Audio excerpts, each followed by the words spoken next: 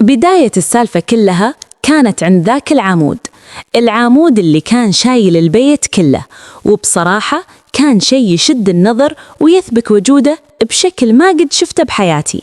أول مرة تمر علي هيبة ورزة بهالشكل.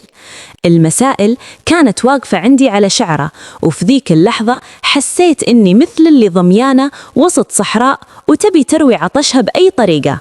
أنا طبعي أحب الزين وأقدر النعمة، وأحب كل شيء يجي بوقته سواء كان بصبح ولا بليل.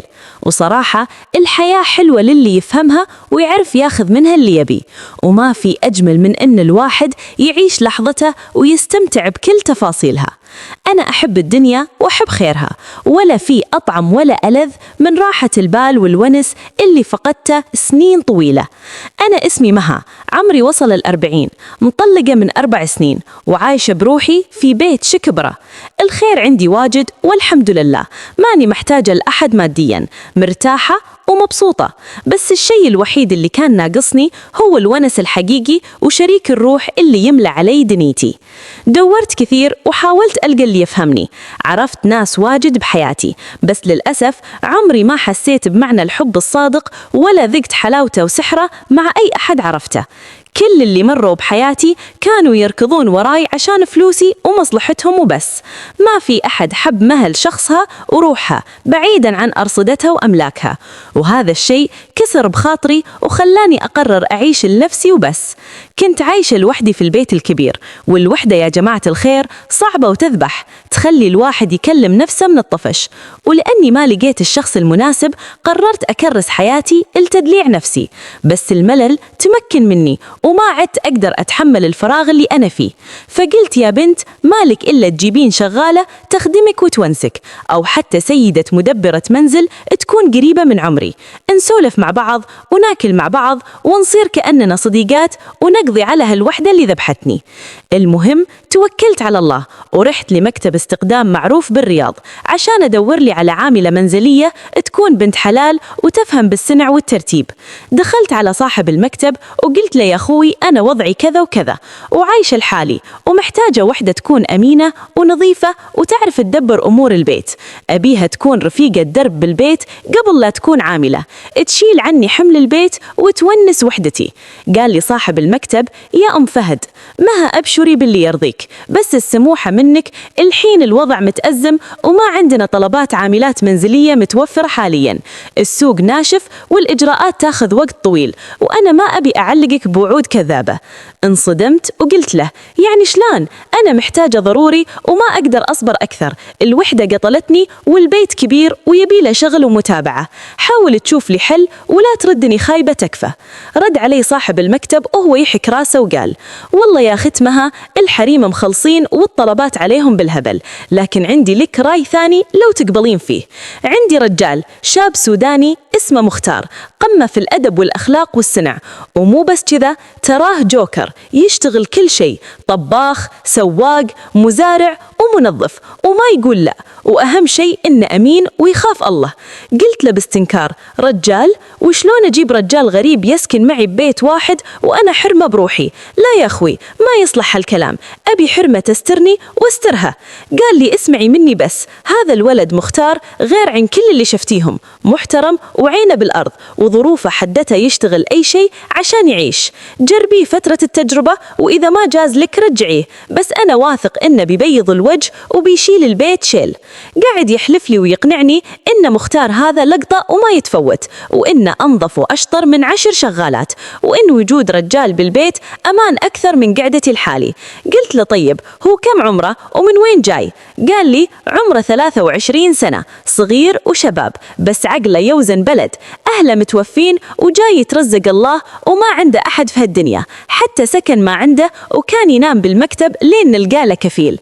كسر خاطري بكلامه عنه وقلت بنفسي دام الولد يتيم ومقطوع من شجرة منها أكسب فيه أجر ومنها يخدمني، والبيت كبير فيه ملاحقات خارجية يقدر يسكن فيها بعيد عني. وافقت على مضض وقلت له يا أخوي توكلنا على الله، نادى خلني أشوفه وأتفاهم معه، وإذا ارتحت له باخذه معي اليوم. نادى صاحب المكتب بصوت عالي يا مختار يا مختار، وفجأة انفتح الباب وطلع صوت جهوري وعميق يقول يا زول نعم أنا أول ما سمعت صوته فز قلبي، صوت فيه رجولة وهيبة غريبة. التفت جهة الباب أنتظر دخوله، ويوم دخل علي انربط لساني. ما كان مجرد عامل عادي، كان ما شاء الله تبارك الله طول بعرض، زول بمعنى الكلمة، أسمراني سمار الليل اللي فيه لمعة، ملامحه حادة ومرسومة، وجسمه بنيان مرصوص، أكتافه عريضة كأنها جبال، وقفته فيها شموخ وعزة نفس رغم أنه جاي يشتغل عامل. حسيت وقتها أن المكتب صغر عليه، وأن هيبة المكان كلها صارت له. نظرت له نظرة فاحصة، وحسيت بشعور غريب ما حسيته من زمان. سألته وأنا أحاول أجمع شتات نفسي وأبين أني رسمية: أنت مختار؟ رد علي وعينه بالأرض بأدب: أيوة يا هانم أنا مختار. قلت له: اسمع يا ولدي، أنا باخذك تشتغل عندي، أهم شيء عندي الأمانة والنظافة وغض البصر، بيتي كبير وأبي واحد سنع يعرف يتصرف.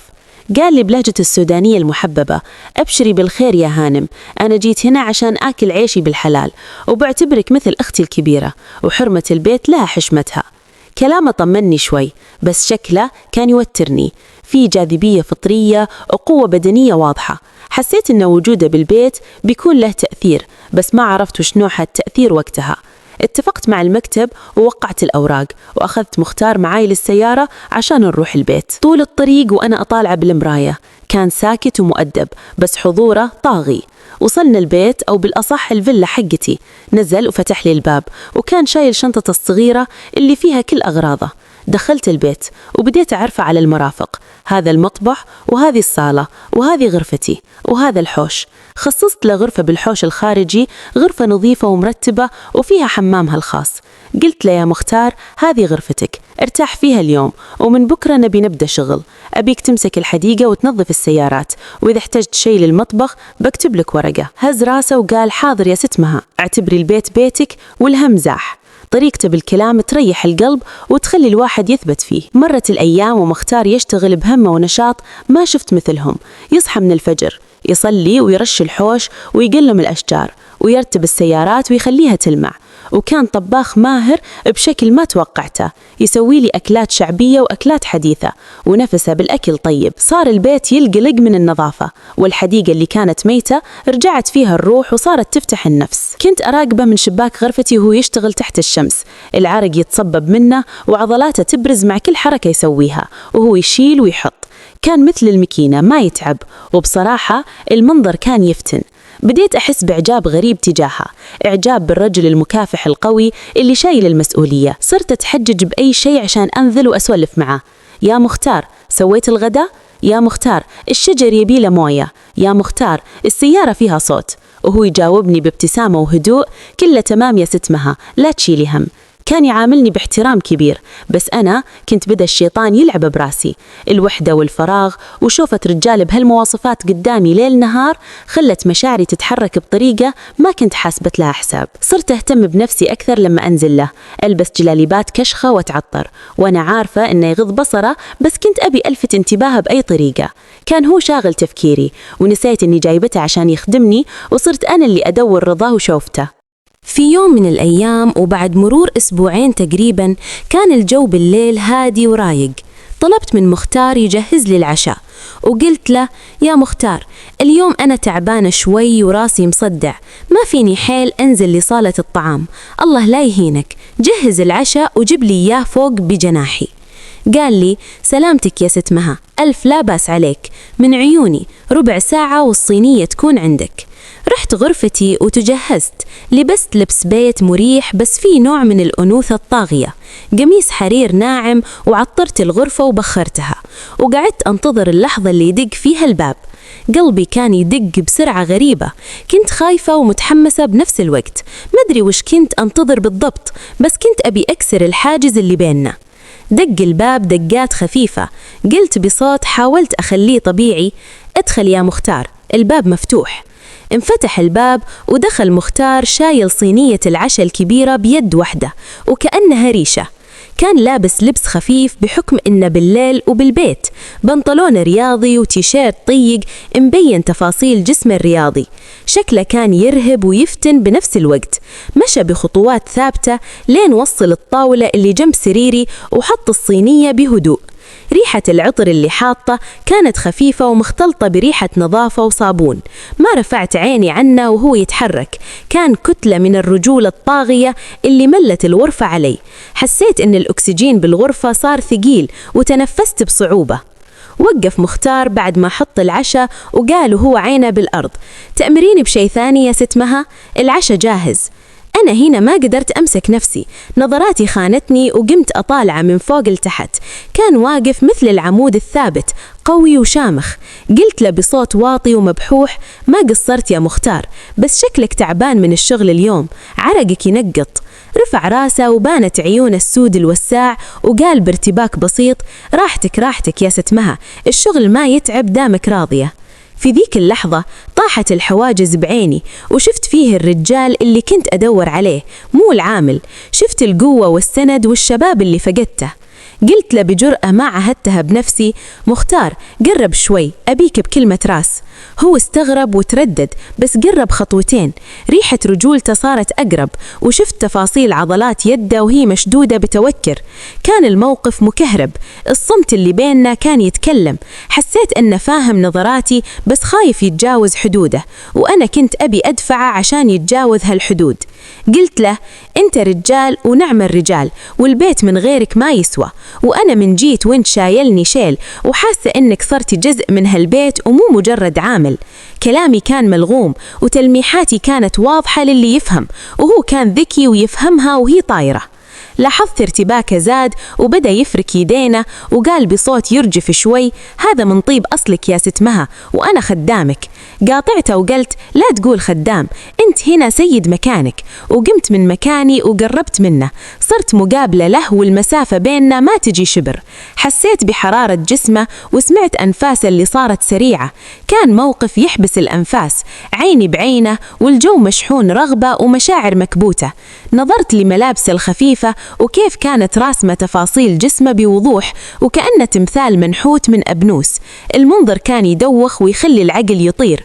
وفي ذيك اللحظة الحاسمة والمشاعر واصلة حدها والعيون تتكلم بلغة ثانية غير الكلام، حسيت إن الدنيا وقفت وإن ما عاد فيه بهالكون إلا أنا وهو. كان العمود اللي شايل سقف توقعاتي، واللحظة اللي تمنيتها من سنين صارت بين يديني. وش بيصير بعد كذا؟ هل بيستجيب مختار لنداء اللحظة ولا بيحكم عقله ويهرب؟ الأكيد إن هالليلة كانت بداية لشيء كبير بيغير حياتي وحياته للأبد. وشفت بعيونه لمعة غريبة، لمعة واحد وده يكسر القيود بس خايف من العواقب. وهنا قررت إني أنا اللي لازم آخذ الخطوة الجاية. بس بكرة